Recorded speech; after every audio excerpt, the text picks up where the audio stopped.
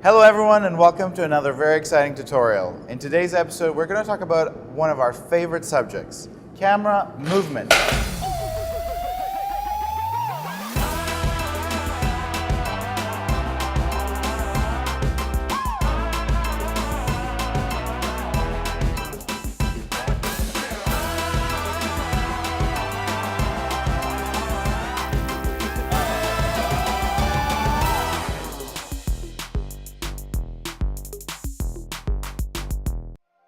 For anyone transitioning from photography to video, camera movement is perhaps one of the most important things to learn, get used to, and keep in mind during every shoot.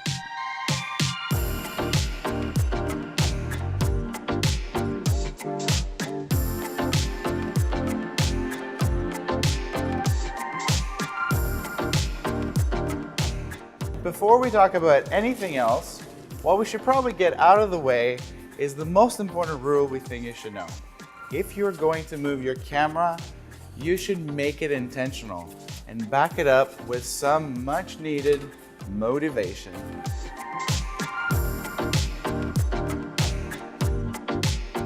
So what do we mean by intentional camera movement? Try not to have the camera shake when it's not supposed to.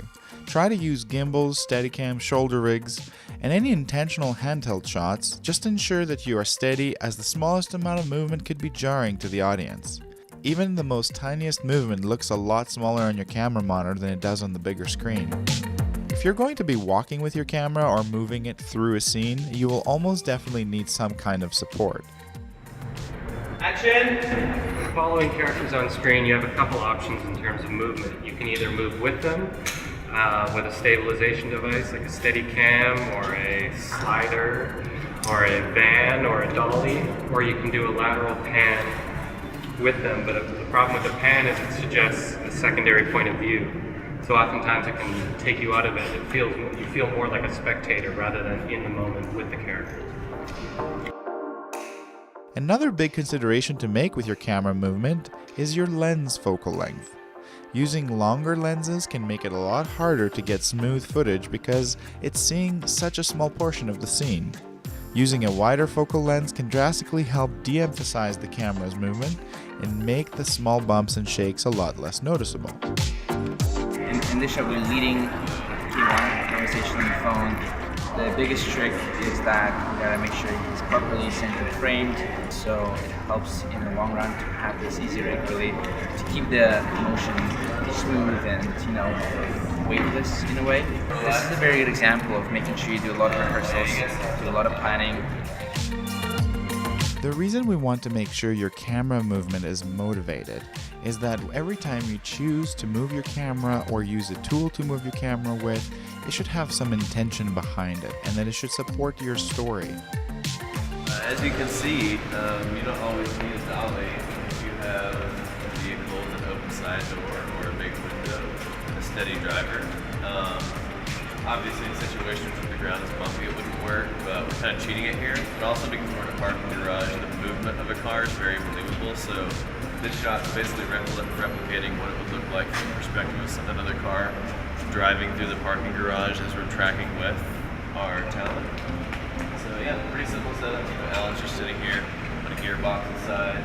Had to run a few back a few times only because I didn't quite nail the speed of the car. But yeah, this car will work perfectly with the type of like steady, true Steadicam, but like tracking dolly movement that we're getting.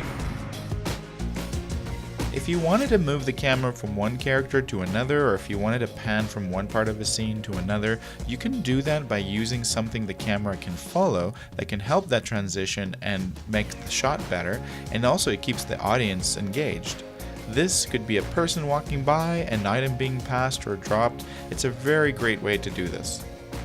Another example of motivated camera movement is the push in and push out.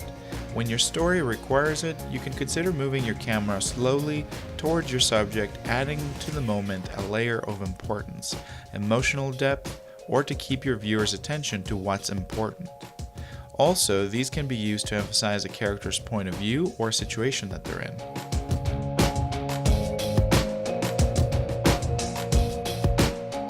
It's easy to want to move your camera all the time.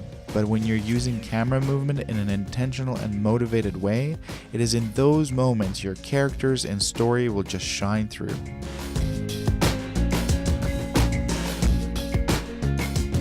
Hey guys, this concludes the 4th episode on motivated camera movement. Hopefully by now you know when and how to move your camera. Join us for the next and final episode on the emotion of lenses. If you like this video, make sure you subscribe, like, and leave some comments, and have a beautiful day.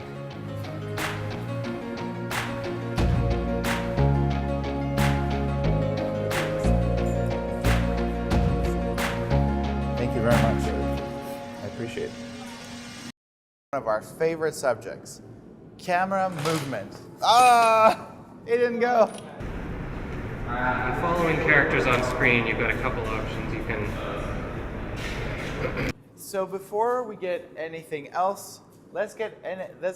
Fuck. I was doing well. Alan, I don't know how you're still alive.